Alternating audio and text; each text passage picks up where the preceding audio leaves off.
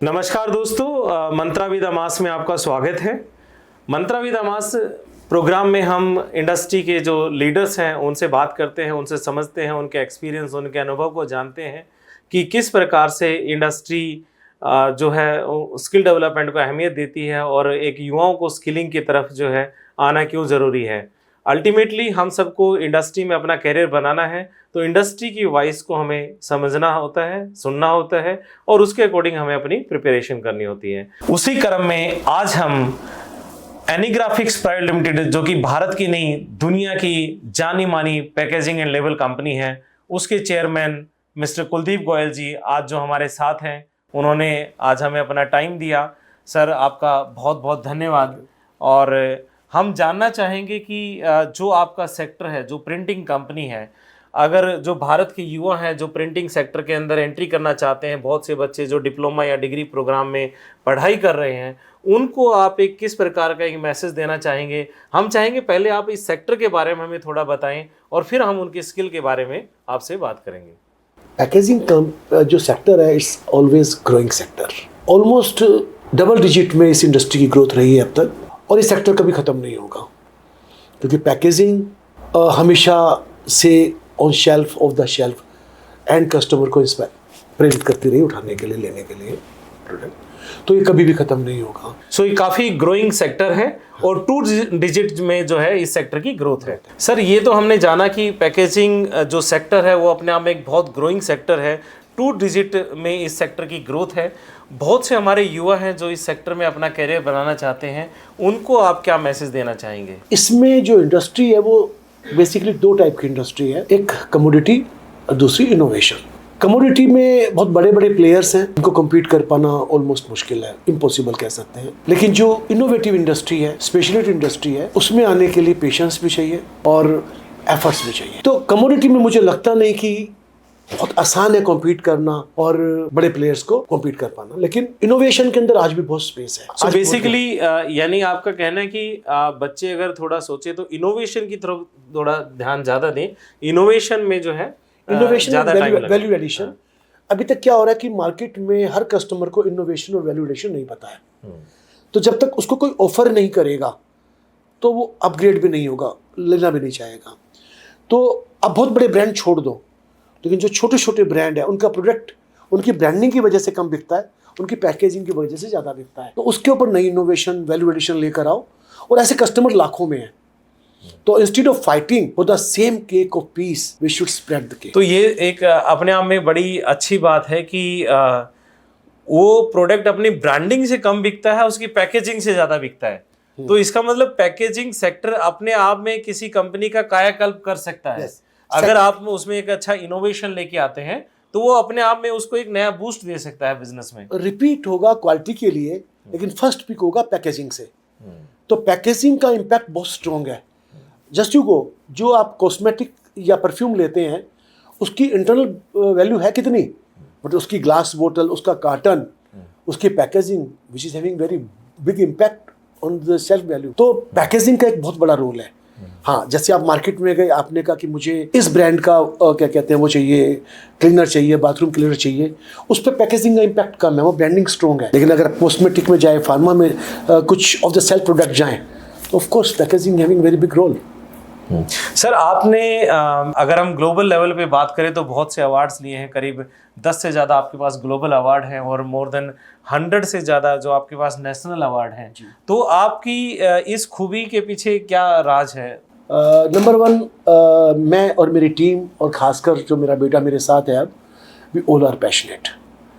हमारा डेडिकेशन भी है, मशीनों की अंडरस्टैंडिंग भी है, रॉ मटेरियल्स की अंडरस्टैंडिंग भी है, और एक एंड कस्टमर, मेरा कस्टमर नहीं, जब वो प्रोडक्ट जाकर बिकेगा वो कस्टमर क्या सोच सकता है। ये एक बड़ी इंपॉर्टेंट आपने बात की है कि एंड कस्टमर, आपका कस्टमर तो आपसे सर्विस ले रहा है, हाँ। लेकिन वो किसको सर्विस दे रहा है, उस बात को आपने पकड़ा है, उस पे इम्पैक्ट कैसा आएगा। तो अगर मुझे लगता है कि वो उस शेल्फ से उठाकर उस पैकेजिंग को एक बार उसने देख लिया तो मेरा रोल पूरा हो गया, क्योंकि out of the million he speaking 1 product.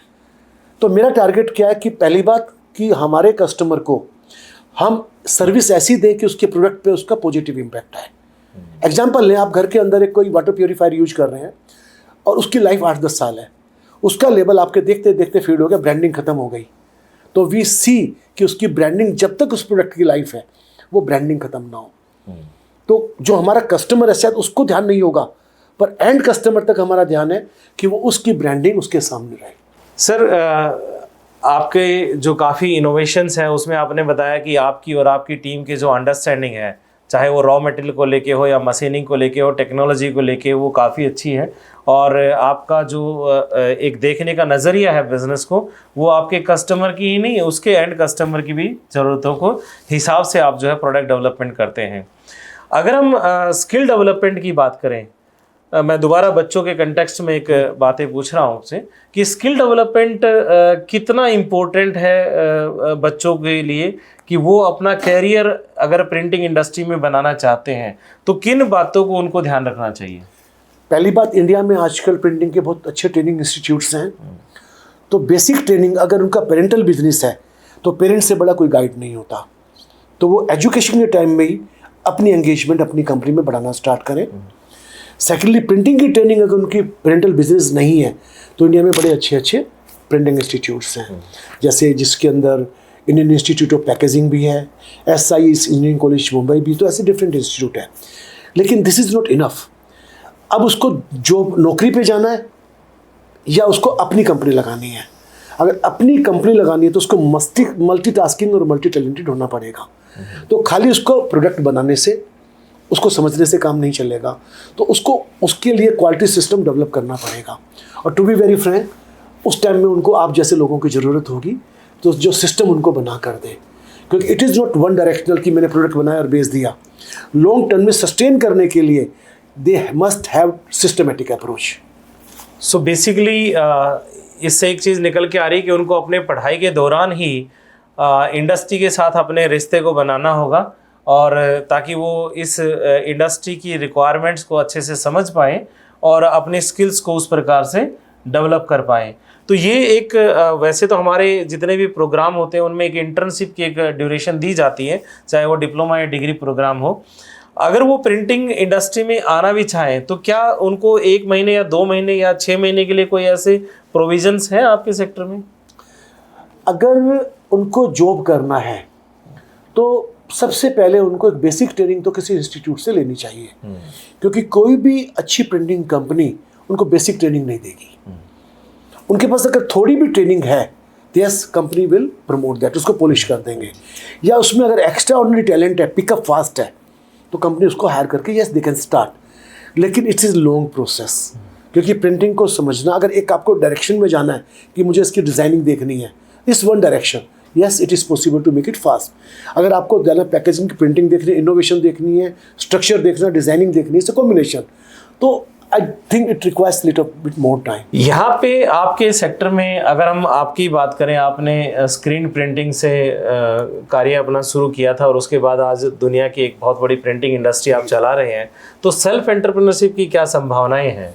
आज भी पॉसिबिलिटीज़ हैं, लेकिन इन्वेस्टमेंट ज़्यादा है। जिस लेवल पे मैंने काम स्टार्ट किया था तो कंपटीशन टफ नहीं था, इनोवेशन बहुत कम थी और सर्विसेज के इशू थे, तो quality service, quality innovation, quality product ये मिसिंग था।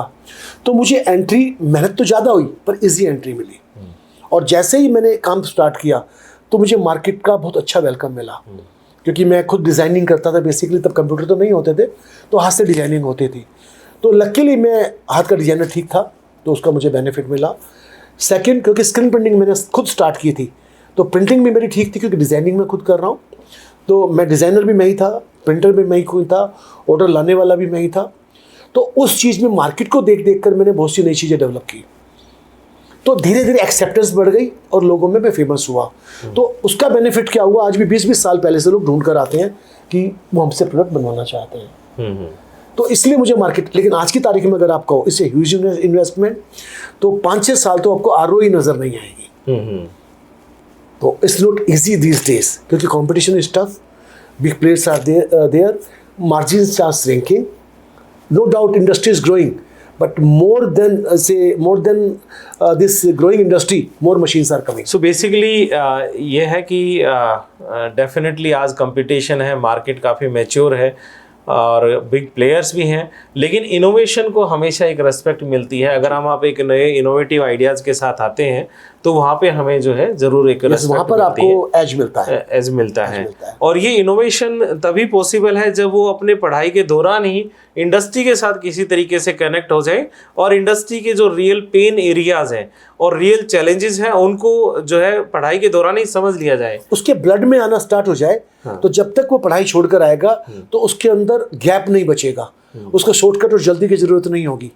तो जो वो समझ लेगा उसका बेनिफिट उसको। तो आपको क्या लगता है, जैसे अभी बहुत से युवा हमारे डिप्लोमा और डिग्री प्रोग्राम करके आते हैं, तो आपका क्या एक्सपीरियंस रहा है, उनको किस तरीके से क्या और कार्य को और किस तरीके से बेहतर करना चाहिए या उनके विचार किस तरीके से होने चाहिए? देखो अभी तक जो मैंने देखा है वो लोग क्या कहते हैं, जो उनकी ट्रेनिंग है वो प्रैक्टिकल मुझे कम नज़र आई या वन डायरेक्शनल नज़र आई। दूसरी चीज़, उनमें एक्सेप्टेंस लाने में देर लगती है, तो उनको मल्टी डायरेक्शनल ट्रेनिंग होनी चाहिए, प्रैक्टिकल ट्रेनिंग्स पे ज़्यादा जोर होना चाहिए। तीसरा, उनकी जो अच्छी प्रिंटिंग कंपनीज़ हैं उनके अंदर उनकी विजिट होनी चाहिए ताकि उनको अंदर इंस्पिरेशन भी आए, उनको अलग अलग टाइप के प्रोडक्ट जो बनते हैं उनको उसकी समझ में भी आए। सर आपने क्योंकि आप तो काफ़ी बड़ी कंपनी चलाते हैं, तो आपने ऐसे किसी इंस्टीट्यूशन के साथ कोई टाई अप या कुछ इस तरीके से किया हुआ है कि उनके बच्चे आपके यहाँ विजिट कर सकें? अभी हमने, या अगर कोई करना चाहे तो आर यू रेडी ओपन? अभी हमने रिसेंटली सोचा, क्योंकि नई फैक्ट्री मेरी बनी है तो हमने करीबन 6 महीने पहले शिफ्ट किया है और 5 साल से हम इस फैक्ट्री के लिए बहुत प्रोजेक्ट के लिए बिजी थे।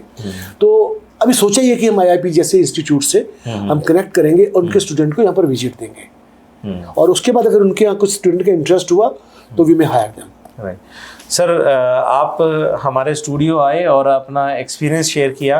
कुछ और फिर भी अगर ऐसी कोई यूनिक बात है जो आप बताना चाहें, क्योंकि जितने भी यूथ हैं जो अभी जॉब मार्केट में आने चाहते हैं वो इस प्रोग्राम को सुन रहे हैं, उनके लिए कोई मैसेज आप देना चाहें?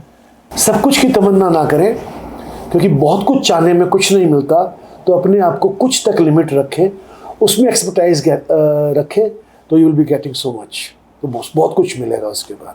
तो जिस प्रकार से आज का युवा जो है बहुत जल्दी ग्रो होने के उसमें एक विचार में रहते हैं, तो ग्रोथ तो मिलेगी लेकिन वो एक सीढ़ी जो है स्टेप बाय स्टेप करके ही मिलेगी। मुझे तो हम पहले मुझे पार्टी भी करनी है, मुझे डिजाइनिंग भी करनी है, मुझे काम भी करना है, कुछ ना कुछ तो सेक्रीफाइस करना पड़ेगा ना। राइट। सो वो स्टेप बाय स्टेप जो है अपने कैरियर में आगे बढ़ने की सोचें। और लेकिन यस, ये जो सेक्टर है प्रिंटिंग सेक्टर अपने आप में बहुत बड़ा है सर, जैसे सर ने बताया डबल डिजिट ग्रोथ है यहाँ पे, और इस सेक्टर के अंदर काफ़ी संभावनाएं हैं, सेल्फ एंटरप्रेन्योरशिप की भी संभावनाएं हैं, और लेकिन इन सब के पीछे इनोवेशन और कस्टमर डिलाइट जो है वो एक सबसे बड़ा छुपा हुआ राज है, जो सर ने बताया कि जिसके जरिए जो एनीग्राफिक्स है उन्होंने ग्लोबल अवार्ड्स और इंटरनेशनल अवार्ड्स लिए हैं। सर आप यहाँ पे आए स्टूडियो में और आपने अपनी नॉलेज शेयर की, thank you so much. Thank you Rajkumar ji, and thanks to your team, thanks everyone.